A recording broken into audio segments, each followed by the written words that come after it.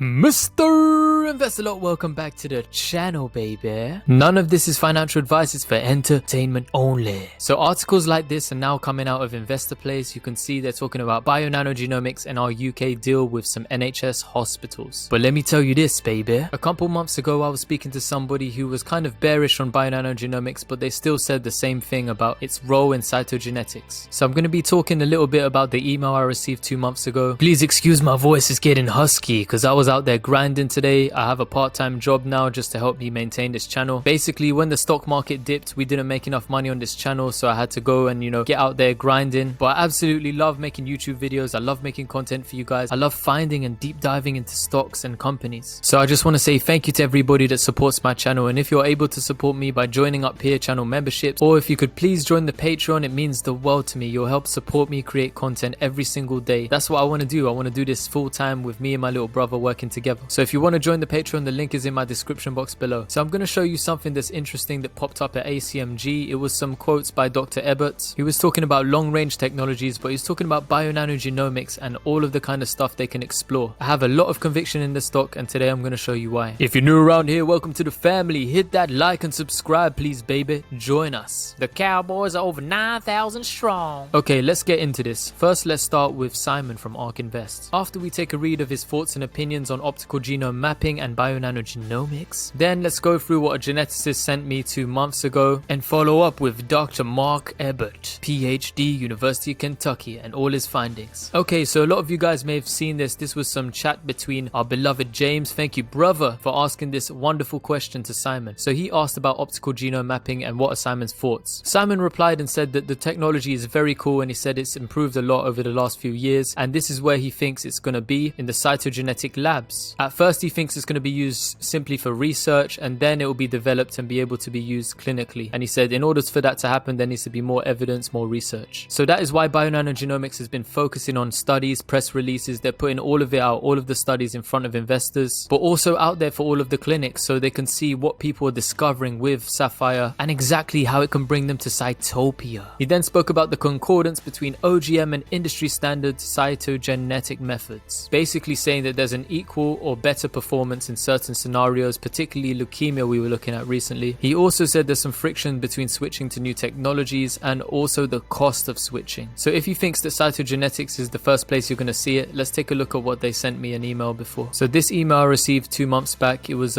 somebody who actually works within the clinical field in genomics. They're constantly using different types of machines. I think the more traditional types. So this was 2 months ago. They said bio-nano has potential to replace standard cytogenetic techniques, and their personal opinion on it was, I definitely see a case for them being used as a gold standard cytogenetics technique. However, they said, does this mean it will be adopted as a main cytogenetic tool by all the labs? They're saying theoretically it should, but realistically it's questionable. So they were bearish on it. They basically said it's been around for quite a long time. They presented it all the way back in 2014 at the European Society of Human Genetics in Milan, and that the medical field has actually known about optical genome mapping and this technology for a while, but it's only gained widespread popularity recently. And they were basically questioning why hasn't more clinics adopted it yet. And then they said, it might have been the business model because they didn't have software as a service option back then, but buying the machine outright would actually be cheaper than renting out in the first place for some genetic diagnostic labs. They also spoke about the field and how there wasn't enough proof and validation at the time, but since the symposium it's been provided, and a couple of other events. But the truth of the matter is nobody knows how many people will adopt the Sapphire. We're already gaining traction at the moment. And when they spoke about their conclusion, they said Sapphire is a great alternative to standard cytogenetic techniques, but it's how widely it will be adopted by clinical and diagnostic labs which is still speculative. So their main argument as well, I remember having this conversation with them, they were basically talking about genetic editing as well and clinical uses. They were saying they have so much uses for research, but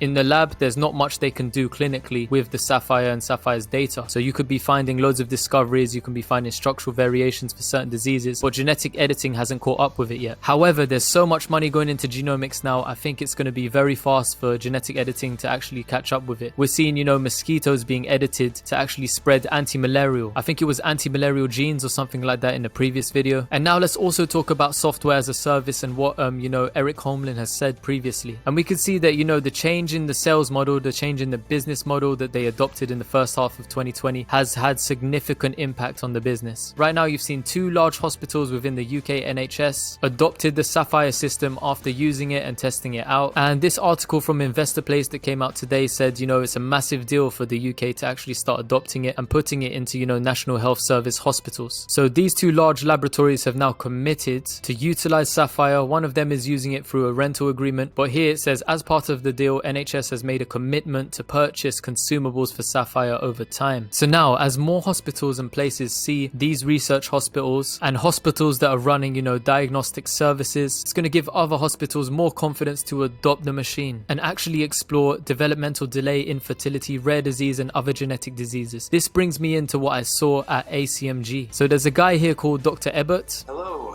I'm excited to be with you today and to share some of our recent data and some data from a recent publication. So his study was basically about clinically relevant genes hiding in plain sight and how long-range technologies resolve them. He was talking about these things like dark regions. He was saying there's certain genome regions that are undetectable. Deeper into the gene, you start to see fewer reads aligning, and in some regions you see 0 reads. So this is an example of dark by depth. There are regions where there just are no reads to be aligned. And he was stating that some of the genes are camouflaged, arising from genomic duplications. Genes are affected, and it turns out that over 6,000 gene bodies are at least partially dark.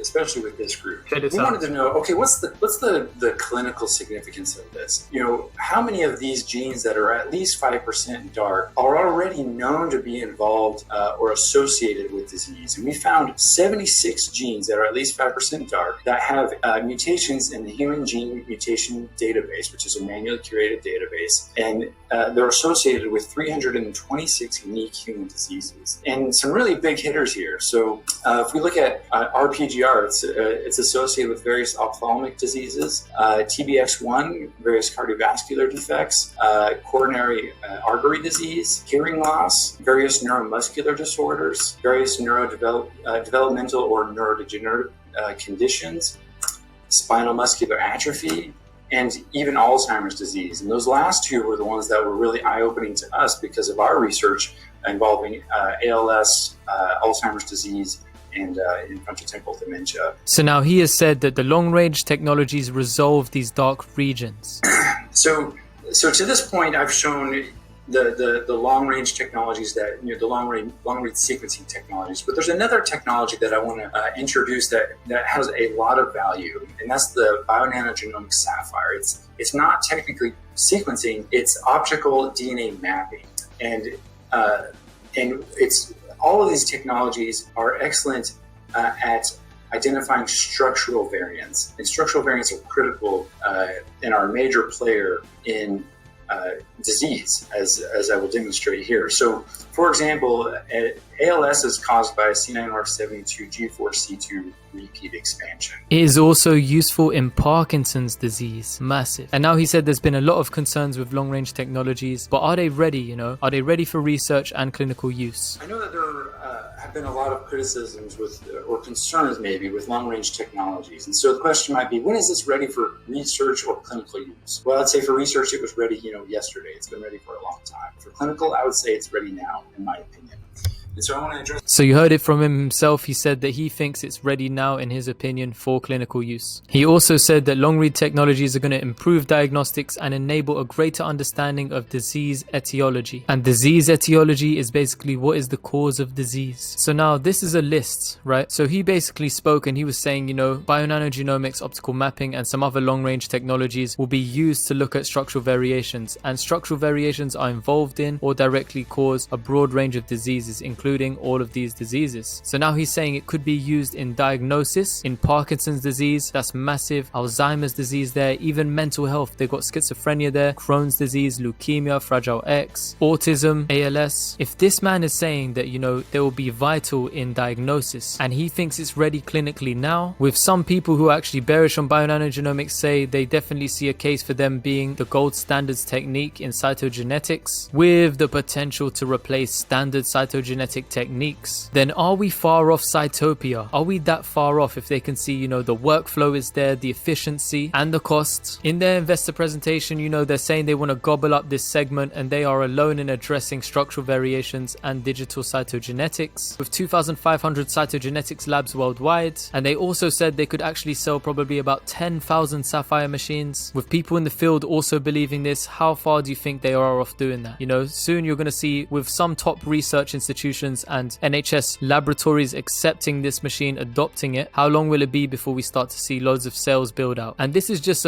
actually a conservative estimate of what the market is worth right now. But as more research actually comes into play and we develop, the total addressable market is going to be so much larger than 2.6 billion to 3.8 billion. And that's them being conservative, estimating their market opportunity. Plus, what do you think about the other markets as well? If we start cash flowing, make the right acquisitions, buy a liquid biopsy company, go into short read sequencing, long read sequencing, what do you think the future holds for us? If we start cash flowing, we can then make acquisitions. There was 2,383 on the attendee list here. I just have to show you guys this. Look, they're from so many different parts of the world. Let me make myself small. You can see they're from Canada, US. You can see Arab Emirates there. You can see cities Dubai, Cairo, Egypt. You can see professionals from France, all over the world, literally 2,383 different professionals from different institutions. How long do you think it's going to take before the Saphyr is adopted by so many people from different places in the world? Especially when optical genome mapping gets built into the guidelines in different countries. You have a standard of care to maintain with all of your patients, so you should be referring the best equipment. You should be mapping out and making sure you can diagnose them, giving them accurate diagnosis. So let me know what you think. I want to know, what do you think? How long will it take for us to actually roll out and have 10,000 Saphyr systems across the world? Tell me about all the other use cases you think the Saphyr can have. You can see there that they think they can use it in Alzheimer's. Imagine diagnosis for Alzheimer's, Parkinson's, all the umbrella term comorbidities within dementia. And then tell me, with all the money going into the genomics industry as well, lots of funding coming into place, how long will it be before we can genetically edit all of this disease out of us? Finally, I want to tell you, I love and appreciate every single one of you. Every single person that donates to my channel, that supports me, I love and appreciate you. If you're my channel member, if you're my Patreon, you mean the world to me. Thank you so much for supporting me create content. I'm going to keep hustling and grinding. I need to work this part-time job to enable me to afford bills and to be able to maintain everything. But I'm in this for the long game and I'm going to continue bringing great content to you guys. So if you can support me, please click the join button above my head or join the Patreon in my description box below. It means the world to me. And if you're new here, please hit the like button and click subscribe and drop me some comments as well. I'd love to hear from you. That's Miguel, Mr. Investor-Lot, baby. Mr. Investor-Lot, over and out, baby. Shh.